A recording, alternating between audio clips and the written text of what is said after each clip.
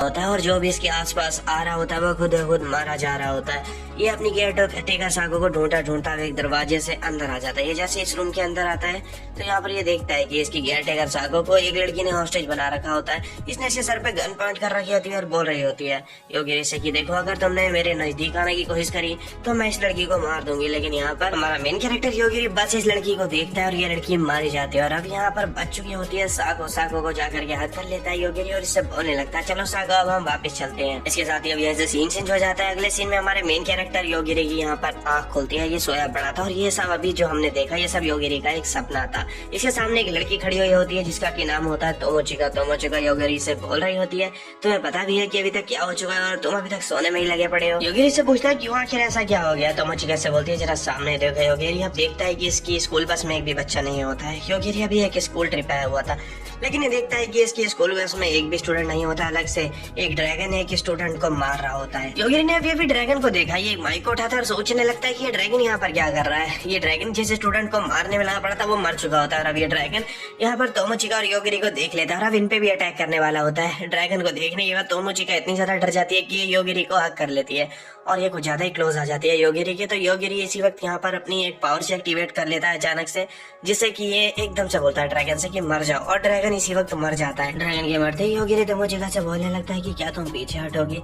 तोमोचिका से बोलने लगती है कि तुम इस तरीके से नहीं बात करनी चाहिए। योगिरी से पूछने लगता है कि आखिर यहाँ पर हुआ क्या था। तोमोचिका को ये तो नहीं पता कि वो ड्रैगन कैसे मर गया, लेकिन तोमोचिका भी से बताने लगती है कि योगिरी जब सोने में लगा हुआ था तभी इनकी बस एक टनल को पास करती है और जैसे ही इस बस ने उस टनल को पास किया था उसी वक्त ये बस दूसरी दुनिया में आ चुकी थी और तभी एक लड़की इनकी बस में आकर के चढ़ जाती है जो कि सबको अपना नाम सियान बताती है। सियान सबसे बोलती है कि ये ग्रेट सेज की बड़ी बेटी है और अलग से ये यहाँ पर इन सभी को भी ग्रेट सेज का मेंबर बनाना चाहती है। टीचर यहाँ पर इससे कुछ बोलने की कोशिश करते हैं कि तुम यहाँ पर क्या कर रही हो, लेकिन टीचर इससे पहले कि सियान से कुछ बोलते हैं सियान तो टीचर को डायरेक्टली मार देती है और फिर सभी स्टूडेंट से बोलने लगती है कि तुम सबको मुझसे डरने की जरूरत नहीं है, मैं तुम्हें कुछ नहीं करने वाली हूँ। और फिर ये इन सभी को पावर्स दे देती है। अब सभी लोगों को पावर्स दे देने के बाद सियान सबसे कहने लगती है कि देखो तुम सबके सामने एक स्क्रीन से ओपन हो रही होगी, उसमें तुम्हारी पावर्स है और तुम्हारे बारे में डाटा दिया गया हुआ है। तो मुझे कहती है इसे तो कुछ नजर नहीं आ रहा है, लेकिन सभी स्टूडेंट को कुछ ना कुछ अपने आसपास नजर आ रहा होता है और इनकी बॉडी भी ग्लो कर रही होती है। सियान सभी स्टूडेंट को बताने लगती है कि इसने ज्यादातर स्टूडेंट्स को पावर दे दी है, लेकिन 4 स्टूडेंट ऐसे हैं इस बस में जिनको की पावर्स नहीं दे पाई है सियान, और वो सब स्टूडेंट अब इसके किसी काम के नहीं है। सियान बोलती है कि तुम सब चाहो तो मैं तुम सबको मार सकती हूँ जिन्हें पावर्स नहीं मिली और बाकी सब अब ऑलरेडी सेज के कैंडिडेट बन चुके हैं। यहाँ ये सब सुनने के बाद तो तोमोचिका डरने लग जाती है क्योंकि इसे भी कोई पावर नहीं मिली हुई होती है उन्हीं 4 स्टूडेंट की तरह जिन्हें कोई पावर नहीं मिली है। जानकारी दे देने के बाद सियान तो ऐसे चली जाती है और यहाँ पर सभी स्टूडेंट चेक भी कर चुके होते हैं कि इन्हें कौन सी पावर मिली हुई है। इसी वक्त यहाँ पर इन स्टूडेंट का एक लीडर बन जाता है जिसपे की काफी अच्छी पावर्स होती है।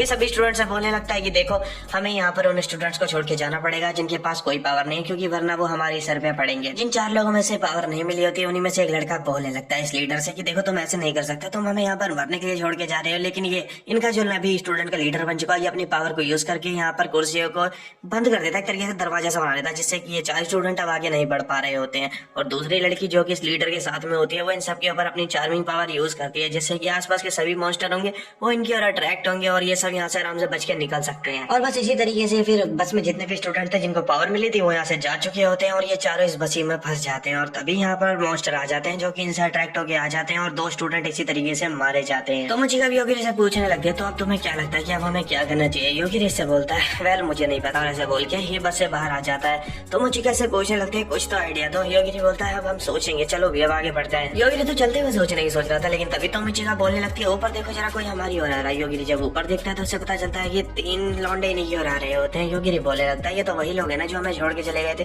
तो मुझे बोलती है हाँ ये वही लोग हैं। योगिरी बोलने लगता है तो फिर तो चलो अभी इन्हें सबक सिखा दिया जाए। मेरे ख्याल से ये जो 3 लौंडे थे ये भी यही देखने आए थे कि इनके ये जो बाकी के स्टूडेंट थे वो मर चुके हैं या फिर नहीं मरे हैं, देखने आए थे ये। लेकिन ये देख के हैरान रह जाते हैं कि जो ड्रैगन था जो कि मारने आया था उन स्टूडेंट को वो खुद ही मर चुका होता है। ये काफी हैरान होते हैं, फिर नीचे आकर के पूछने लगते हैं योगिरी और तोमोचिका से आखिर यहाँ पर हुआ क्या है। और जैसे कि तुम्हें और मुझे पता है कि योगिरी और तोमोचिका अपना मुंह तो खोलने वाले हैं नहीं, तो ये स्टूडेंट अब डराने की कोशिश करते हैं। एक स्टूडेंट फायर अटैक करता है तोमोचिका के बगल से निकलता है जो कि फायर अटैक, और जिससे कि तोमोचिका डर भी जाती है। तोमोचिका इन लड़कों से पूछने लगती है तुम तो हमारे क्लासमेट हो ना, तो फिर तुम हमारे संग ऐसा सब क्यों कर रहे हो। ये सब बोलते हैं क्योंकि अब तुम्हारे पास कोई पावर नहीं और तुम हमारे किसी भी काम के नहीं हो। योगिरी इन सबसे बोलने लगता है देखो अपनी हरकतें बंद करो वरना मैं तुम तीनों को यहीं पर मार दूंगा। ये तीनों तो यहाँ पर योगिरी पे हंसना चालू कर देते हैं। तो योगिरी को गुस्सा आ जाता है और योगिरी एक लौंडे को मार देता है और फिर बोलता है कि तुम में से कोई अगर हिला तो तुम दोनों को भी मार दूंगा। और फिर दूसरा लौंडा अपने दोस्त को जगाने बचाने के लिए हिल जाता है तो दूसरे को भी योगिरी मार देता है। तो फिलहाल तो यहाँ पर एक ही बंदा बचा हुआ है। ये योगिरी से पूछने लगता है कि तुमने मेरे दोस्तों के साथ क्या किया है। तो योगिरी बोलने लगता है ये मर चुके हैं। तो ये बंदा डर जाता है और बोलने लगता है क्या तुम मजाक कर रहे हो। योगिरी बोलता है तुम चेक कर लो अगर तुम्हें मुझ पर शक है तो। ये बंदा अपना हीलिंग मैजिक यूज करता है, अपनी पावर सारी यूज करके देख लेता है, लेकिन इसके दोस्त तो जगते ही नहीं है। और फिर इससे ये भी कंफर्म हो जाता है कि भाई हाँ इसके दोस्त मर चुके हैं। ये बंदा तो काफी ज्यादा डर चुका होता है। तो योगिरी इससे बोलने लगता है मेरे ख्याल से अब मुझे तुम्हें भी मार देना चाहिए, तुम यहाँ पर आए तो हमें ही मार देना। ये बंदा बोलने लगता है प्लीज मुझे मत मारो, तुम जो कहोगे मैं तुम्हारे लिए वही करूंगा। लेकिन योगिरी इसकी बात मान ही नहीं रहा होता। योगिरी बोलता है नहीं अब तुम्हें मरना पड़ेगा। योगिरी से ये सब सुनने के बाद ये बंदा रोना चालू कर देता है और योगिरी के पास आते हुए इससे माफी मांगने लग जाता है। लेकिन योगिरी इससे बोलता है वहीं रुक जाओ, मेरी एबिलिटी मुझे बता रही है कि तुम मुझे यहाँ पर मारने आ रहे हो। ये बंदा और भी ज्यादा डर जाता है। योगिरी से बोलने लगता है तुम देखो मुझे यहाँ मार नहीं चाहते हो तो फिर मैं तुम्हें पहले मार देता हूँ। ये बंदा योगिरी के सामने झुक जाता है और बोलने लगता है कि लो मैं ये तुम्हारे लिए बैंड पहन लेता हूँ, अगर मैं यहाँ पर तुमसे कोई भी झूठ बोलूंगा तो मैं इंस्टेंटली मारा जाऊंगा, मेरा गला खुद ही कट जाएगा, तो तुम्हें मुझे मारने की जरूरत नहीं पड़ेगी। तो प्लीज अब तुम मुझे माफ कर दो। योगिरी जैसे कहता है ठीक है फिर तुम एक काम करो डीप फॉरेस्ट में जाओ और जा करके वहाँ पर खड़े हो जाए। ये बंदा बोलता है प्लीज ऐसा मत करो, वहाँ पर काफी ज्यादा खतरनाक एनिमल्स है। लेकिन योगिरी बोलता है तुम्हें मेरी बात माननी पड़ेगी वरना तुम वैसे ही मर जाओगे। तो ये बंदा वहाँ जाने लग जाता है। लेकिन योगिरी वहाँ पे इसे भेजने से पहले इसे सारा का सारा इसका पैसा निकलवा लेता है। तो मुझे योगिरी से बोलने लगती है ना कि तुमने उसका पैसा छीन लिया है बल्कि तुमने उसे वहाँ मरने के लिए भी छोड़ दिया, क्या तुम ये सही कर रहे हो। योगिरी बोलता है हाँ मैं बिल्कुल ठीक कर रहा हूँ, मैं अगर ऐसा नहीं करता तो वो हमें मार देता, क्या तुम्हें दिख नहीं रहा है। तो तोमोचिका भी अब शांत हो जाती है और तोमोचिका भी योगिरी से पूछने लगती है वैसे तुम मुझे क्या एक बात बताना चाहोगे, तुम्हारे पास तो पावर है और मेरे पास कोई पावर नहीं है, तो फिर तुम मुझे क्यों बचा रहे हो। तोमोचिका से ये सुनने के बाद योगिरी भी लाइक गुड क्वेश्चन ये बताता है तोमोचिका को मेरे ख्याल से मैं तुम्हें बस इस वजह से बचा रहा हूँ क्योंकि मेरी ये पावर तुम्हारी वजह से अवेकन हुई है। याद है तुम्हें, तुम ज्यादा डर गई थी और फिर मेरे कुछ ज्यादा क्लोज आ गई थी और तभी तुम्हारे ब्रेस्ट मेरे हाथ से कुछ ज्यादा ही टच हो गए थे, इसी वजह से मेरी पावर शायद अवेकन हो गई। तो यहाँ पर तोमोचिका शर्माने लग जाती है, बोलती है तुम सभी लड़के एक जैसे क्यों होते हो। आखिर सीन चेंज हो जाता है, अब शाम भी हो चुकी होती है और फाइनली योगिरी और तोमोचिका ने एक सिटी को भी ढूंढ लिया होता है। यहाँ पर इनको मिलती है एक फॉक्स गर्ल जो कि इनकी काफी ज्यादा हेल्प करती है, ये इनको शॉपिंग कराती है और काफी सारे सामान भी दिलवा देती है। और फिर शाम के टाइम यही फॉक्स गर्ल इनके साथ बिट्रे भी कर देती है काफी सारा सामान दिलवा देने के बाद। तोमोचिका और योगिरी के पास काफी सारे बैंडेड्स को लेके आ चुकी थी। तोमोचिका इससे बोलने लगती है कि आखिर तुम हमारे संग ऐसा क्यों कर सकते हो। ये जो चोर चक्कारे होते हैं ये बोलने लगते हैं इन दोनों से कि देखो तुम्हें लूटना हमारे लिए काफी आसान है कि तुम सेची कैंडिडेट तो हो लेकिन तुम्हारे पास कोई पावर नहीं है, लेकिन तुम्हारे पास पैसे काफी है तो तुम्हें लूटने में काफी मजा आने वाला है। तो मुझे कहने लगते हैं कि नहीं तुम ऐसा नहीं कर सकते हो। लेकिन योगिरी बोलता है देखो निकल जाओ यहाँ से वरना मैं तुम्हें अभी के अभी मार दूंगा। सभी के सभी बैंडेड्स तो यहाँ पर योगिरी भी हंसने लग जाते हैं, बोलने लगते हैं तुम्हारे पास कोई पावर भी नहीं है और तुम हमें मार दोगे। लेकिन यहाँ पर बोल रही होती है तो मुझे इन सबसे देखो योगिरी बहुत ज्यादा स्ट्रॉन्ग है, वो तुम्हें सच में मार देगा, प्लीज इससे दूर हो जाओ। लेकिन ये सब मानते ही नहीं है। तो योगिरी यहाँ पर पीछे वाले लोगों को अपने मार देता है, बोलता है कि मेरे पीछे जितने भी लोग खड़े हैं वो सभी मर जाएं। और फिर वो सारे मर जाते हैं। लेकिन फिर भी ये बैंडेड यकीन नहीं कर पा रहे होते कि सच में योगिरी ने उन सबको मारा था। योगिरी अब सामने वाले भी लोगों को मारना चालू कर देता है धीरे धीरे करके। इतने सब लोगों को मरते हुए देख करके तो अब जो लिमिटेड लोग रह गए थे वो भी डरने लगते हैं योगिरी से। लेकिन योगिरी इनके धीरे धीरे करके बॉडी पार्ट्स खराब करने लग जाता है और फिर ऐसे इन लोगों को मारने लग जाता है। और अब यहाँ पर दो ही लोग बचे थे, एक तो इन सभी बैंडेड्स का लीडर और बस ये फॉक्स गर्ल। और अब ये फॉक्स गर्ल बोलने लगती है योगिरी से मेरे घर पे मेरे भाई बहन इंतजार कर रहे हैं, प्लीज मुझे जाने दो। योगिरी बोलता है अगर तुम्हारे भाई बहन सच में इतनी परेशानी में है तो तुम आखिर ऐसे काम क्यों कर रही हो।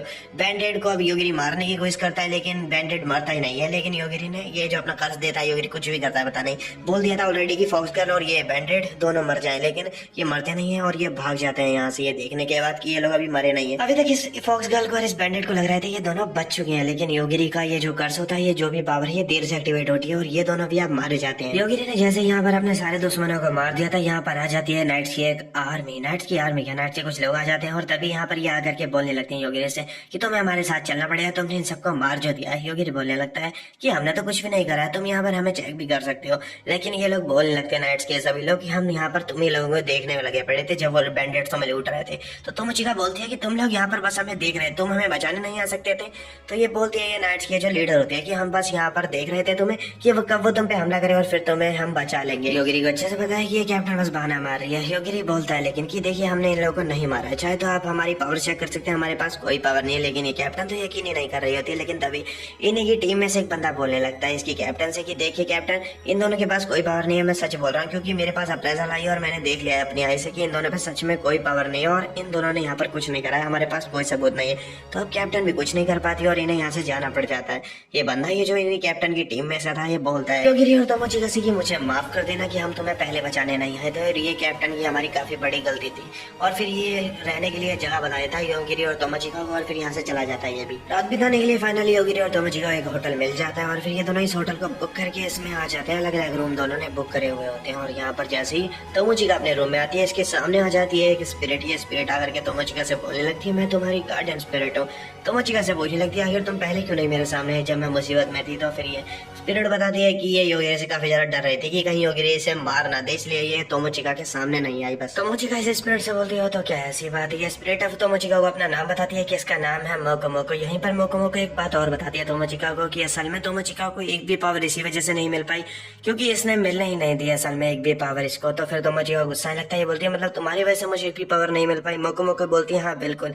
तोमोचिका बोलती है लेकिन ये तुमने गलत किया ना। तो फिर ये मोकोमोको बताती है कि देखो अगर तुम्हें पावर मिल जाती सियान की तो फिर यानी सियान तुम्हें पूरी तरीके से कंट्रोल कर सकती थी। तोमोचिका बोलने लगती है, हाँ ये बात तो तुम बिल्कुल सही कर रही हो, ये तो मुझे बिल्कुल अच्छा नहीं लगता। मोकोमोको बोलने लगती है, तुम्हें चिंता करने की कोई जरूरत नहीं है, मुझे भी फाइनली अब सक्सेसर मिल चुका है। तोमोचिका को इसकी कोई बात समझ में तो नहीं आती है, लेकिन ये बोलती है मेरे ख्याल से अब मैं वापस जा सकूंगी, मेरे ख्याल से कुछ चांस है कि मैं अपनी दुनिया में वापस जा पाऊंगी। लेकिन यहीं पर इसे याद आने लगती है योगिरी की और फिर ये शर्माते हुए सोचने लगती है कि आखिर अब मुझे करना क्या चाहिए। अब इससे पहले कि तोमोचिका सोने चली जाती है, मोकोमोको इससे बोलती है कि एक काम करना, तुम कल जब तुम उठोगी तो एक काम करना कि योगिरी से बोल देना कि वो मुझे ना मारे और फिर मेरे बारे में भी बता देना उसे। तो फिर यहाँ पर तोमोचिका मान जाती है इसकी बात। कहीं से अब सीन चेंज हो जाता है और अगले दिन का लग जाता है। योगिरी और तोमोचिका ट्रेन में बैठकर कहीं जा रहे होते हैं और तोमोचिका ने ऑलरेडी मोकोमोको के बारे में बता दिया होता है योगिरी को और योगिरी भी मान चुका होता है कि वो मोकोमोको को नहीं मारने वाला है। लेकिन अभी मोकोमोको योगिरी से काफी ज्यादा डरने लग जाती है। लेकिन तभी योगिरी आता है क्लोज तोमोचिका के और इसको नीचे करता है और तभी इनकी ट्रेन के ऊपर वाला हिस्सा उड़ जाता है। तोमोचिका बोलने लगती है कि आखिर ये हुआ क्या? तो योगिरी बोलता है मुझे नहीं पता, लेकिन मेरी एबिलिटी ने मुझे कहा कि जल्दी से ऐसा करो वरना तुम मारे जाओगे। और फिर योगिरी बाहर आके देखता है तो इसे पता चलता है कि दो लोग आपस में लड़ रहे होते हैं, एक सेज और एक रोबोट, दोनों आपस में लड़ रहे होते हैं और इन्हीं की वजह से अभी इनकी जान पे बनाई थी योगिरी और तोमोचिका की। अभी योगिरी बाहर आके इस रोबोट को और इस सेज के कैंडिडेट को लड़ते हुए देख रहा होता है, लेकिन तभी तोमोचिका योगिरी से बोलने लगती है अभी उनकी वजह से हम मरने वाले थे, तो क्या तुम तो उन्हें ऐसे ही छोड़ दोगे? क्या तुम उन्हें मारोगे नहीं? योगिरी से बोलने लगता है देखो अगर मैं ऐसे ही सबको मार दूंगा तो कुछ ठीक नहीं होने वाला है। तोमोचिका बोलती है हाँ ऐसा तो तुम सभी का एग्जिस्टेंस मिटा दोगे, इस बात के लिए मुझे माफ कर देना। और अब योगिरी पास आता है इसके सेज के कैंडिडेट से और बोलने लगता है कि देखो अभी तुम हमें फिर से मार देते, तुमने हमें पहले भी मारने की कोशिश करी है, ये गलती दोबारा मत करना। लेकिन ये सेज का कैंडिडेट बोलने लगता है योगिरी से, हे तुम्हारी हिम्मत भी कैसे हुई मुझसे ऐसे बात करने की, जल्दी से डॉगी की तरह मेरे आगे घुटने टेक दो। इस सेज के कैंडिडेट से ये सब सुनने के बाद तब योगिरी को गुस्सा आने लग जाता है। योगिरी से बोलने लगता है मेरे ख्याल से तुम्हें मर ही जाना चाहिए। सो गाइस अब देखना पड़ेगा कि योगिरी और इस सेज के कैंडिडेट में बैटल कौन जीतेगा। अगर तुम्हें नेक्स्ट पार्ट देखना है तो कुछ खास मत करो, बस चैनल को सब्सक्राइब करके रख लो और वीडियो पे लाइक और कमेंट याद से कर जाना। चलो फिर मिलते हैं नेक्स्ट पार्ट में, बाय गाइस।